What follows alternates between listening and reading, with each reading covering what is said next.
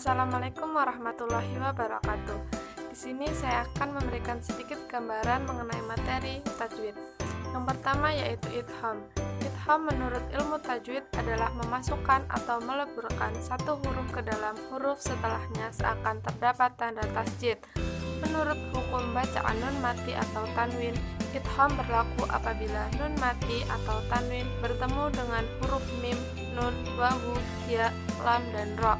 Adapun menurut hukum bacaan mim mati atau tanwin, idgham berlaku apabila mim mati bertemu dengan huruf mim.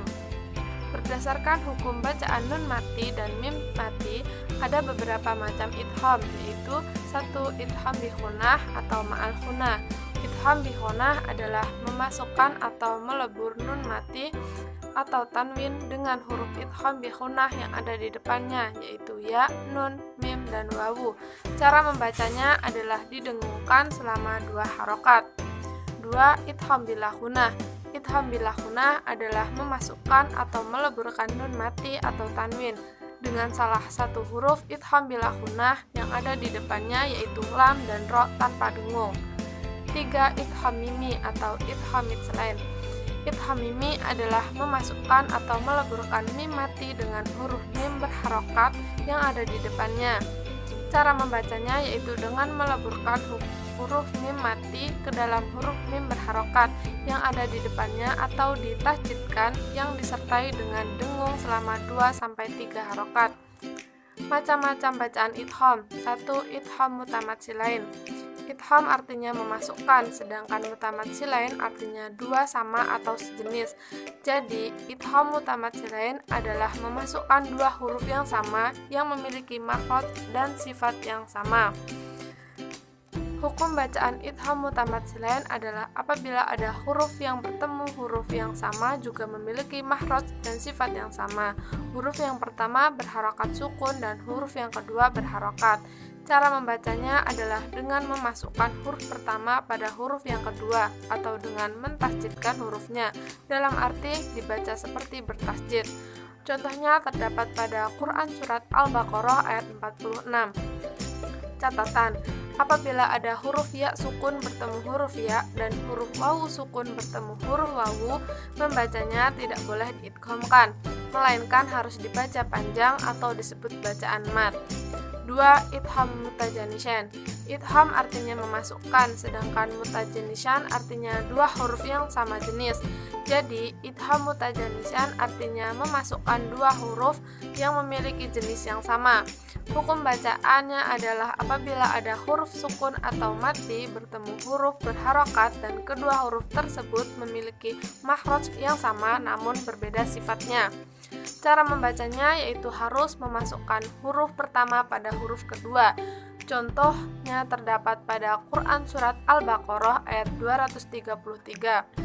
3. Idgham mutakariban. Idgham artinya memasukkan, sedangkan mutakariban artinya dua berdekatan atau hampir sama. Jadi, idgham mutakariban artinya memasukkan huruf yang hampir sama makhraj dan sifatnya. Hukum bacaannya adalah apabila ada dua huruf yang bertemu dengan makhraj dan sifat yang hampir sama, yaitu huruf pertama berharokat sukun atau mati dan huruf yang kedua berharokat. Cara membacanya harus diidghamkan atau ditasjidkan, yaitu huruf yang pertama diubah menjadi huruf yang kedua. Contohnya terdapat pada Quran Surat Al-Kahf ayat 22. Yang kedua yaitu qalqalah. Qalqalah berasal dari bahasa Arab. Secara bahasa, qalqalah dapat diartikan pantulan suara. Dalam ilmu tajwid, qalqalah berarti pantulan suara dari salah satu huruf qalqalah. Huruf qalqalah ada 5, yaitu ba, jim, to, dan qaf. Bacaan qalqalah terjadi jika salah satu huruf qalqalah berharokat sukun. Cara membacanya dengan dipantulkan huruf qalqalah tersebut. Hukum bacaan qalqalah terdiri atas dua jenis, yaitu 1. Qalqalah sugra.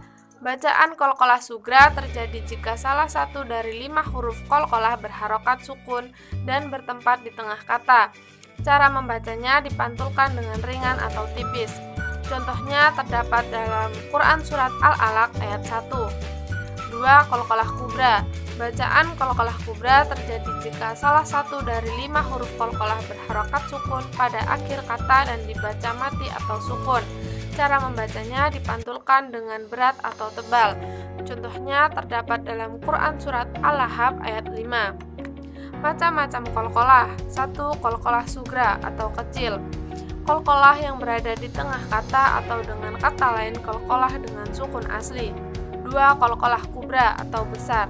Qalqalah yang berada di akhir kata atau karena diwakafkan bukan karena sukun asli. 3. Qalqalah akbar. Qalqalah yang berada di akhir kata karena diwakafkan serta bertasjid. Pengucapannya ditekan 2 harokat. 4. Ashul qalqalah. Huruf qalqalah asli yang tidak berharokat sukun atau mati ataupun disukunkan atau diwakafkan. Yang ketiga yaitu hukum bacaan ro. Dalam ilmu tajwid, hukum bacaan ro dibagi menjadi 2, yaitu 1. Ro tafkhim atau tebal. Ro tafkhim adalah salah satu cabang dari hukum tajwid yang berarti ro yang dibaca tebal. Tafkhim sendiri secara bahasa berarti tebal, sedangkan secara istilah tafkhim adalah menebalkan huruf tertentu dengan cara menjorokkan bibir ke depan atau mencucu. Ro yang dibaca tebal adalah 1. Apabila ro berharokat fathah atau fathah tanwin.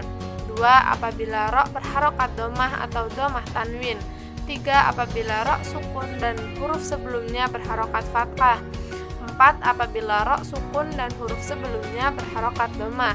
5. Apabila ro sukun dan huruf sebelumnya berharokat kasroh arida atau kasroh bukan asli, yaitu kasroh yang terdapat pada hamzah washal tetapi diwashalkan sehingga hamzah itu tidak terbaca. 6. Ro sukun karena diwakafkan dan huruf sebelumnya berharokat fathah. 7. Ro sukun karena diwakafkan dan huruf sebelumnya berharokat domah. 8. Ro sukun karena diwakafkan dan sebelumnya huruf mati selain ya yang sebelumnya ada fathah.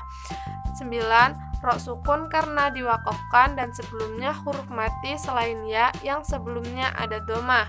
10. Apabila ada ro sukun yang huruf sebelumnya berharokat kasroh dan huruf sesudahnya adalah huruf isti'la yang tidak berharokat kasroh. 11. Ro sukun karena diwakafkan dan sebelumnya huruf isti'la yang mati. 2. Ro tarkik atau tipis. Ro tarkik adalah salah satu cabang dari ilmu tajwid yang berarti ro yang dibaca tipis. Tarkik sendiri menurut bahasa adalah tipis, sedangkan menurut istilah ro tarkik adalah menyembunyikan huruf ro dengan suara atau bacaan tipis. Ro yang dibaca tipis antara lain 1. Apabila ro berharokat kasroh atau kasroh tanwin. 2. Ro sukun dan sebelumnya huruf yang berharokat kasroh dan sesudahnya bukan huruf isti'la. 3. Ro sukun karena diwakafkan dan huruf sebelumnya berharokat kasroh. 4. Ro sukun karena diwakafkan dan sebelumnya huruf mati selain ya yang sebelumnya ada kasroh. 5. Ro sukun karena diwakafkan dan huruf sebelumnya ya sukun.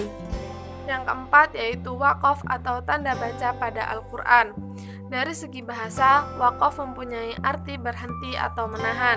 Dalam ilmu tajwid, pengertian waqaf adalah berhenti sejenak ketika membaca suatu lafaz atau berhenti sebentar pada kalimat yang terdapat tanda waqaf guna mengambil nafas untuk melanjutkan kembali bacaan ayat selanjutnya. Jenis-jenis waqaf. 1. Waqaf tam adalah waqaf sempurna, yaitu waqaf yang dibaca secara sempurna tanpa memotong di tengah-tengah bacaan. Arti ayatnya pun tidak akan terpengaruh karena tidak berhubungan dengan bacaan sebelum maupun selanjutnya.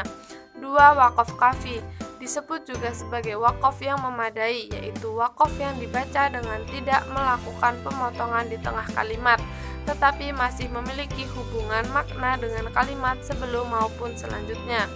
3. Waqaf hasan, yaitu mewakafkan kalimat yang tidak memiliki hubungan arti dengan kalimat selanjutnya, tetapi kalimat tersebut masih berhubungan kalimat selanjutnya.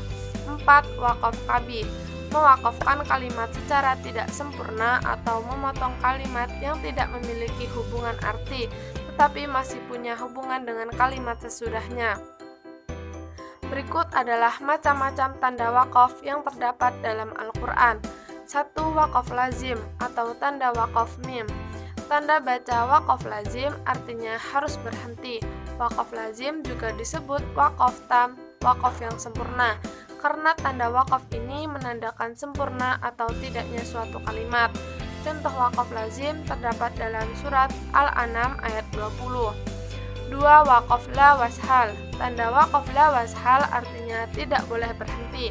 Jika terdapat tanda waqaf la washal pada tengah ayat, maka tidak diperbolehkan untuk berhenti. Tetapi jika tanda waqaf la washal berada di akhir ayat, maka diperbolehkan berhenti. Contoh waqaf la washal terdapat dalam surat An-Nahl ayat 32. 3. Tanda waqaf waslu ula. Tanda waqaf waslu ula artinya diutamakan untuk melanjutkan. Jika kita menemukan tanda waqaf waslu ula, maka kita diperbolehkan untuk berhenti atau melanjutkan. Tetapi lebih diutamakan lagi untuk melanjutkan. Contoh waqaf waslu ula terdapat pada surat Az-Zukhruf ayat 44. Yang keempat yaitu waqaf mu'anokah atau muraqabah. Tanda waqaf mu'anokah atau muraqabah artinya berhenti di salah satu tanda. Waqaf ini akan selalu muncul sebanyak 2 kali dan kita harus berhenti di salah satu tanda waqaf tersebut. Contoh waqaf muraqabah atau mu'anokah terdapat dalam surat Al-Baqarah ayat 2. 5. Tanda waqaf jaiz. Tanda waqaf jaiz artinya boleh berhenti atau boleh melanjutkan. Contoh waqaf jaiz terdapat pada surat Az-Zukhruf ayat 35. 6. Waqaf waqfu aula. Tanda waqaf waqfu aula berarti diutamakan berhenti. Apabila pada ayat Al-Quran terdapat tanda waqaf waqfu aula, lebih baik diutamakan untuk berhenti pada kata yang terdapat tanda tersebut. Contoh waqaf waqfu aula terdapat dalam surat Al-Maidah ayat 38. 7. Tanda waqaf saktah. Tanda waqaf ini berarti berhenti sejenak tanpa bernafas. Apabila terdapat tanda waqaf saktah, maka yang harus dilakukan yaitu berhenti sejenak sehingga memutus bacaan tetapi tidak diperbolehkan bernafas. Di dalam Al-Quran, waqaf saktah hanya ada 4, yaitu di dalam Quran surat Al-Qiyamah ayat 27, Quran surat Yasin ayat 52, Quran surat Al-Kahfi ayat 1, dan Quran surat Al-Mutaffifin ayat 14. Demikian gambaran dari saya akhiri. Wassalamualaikum warahmatullahi wabarakatuh.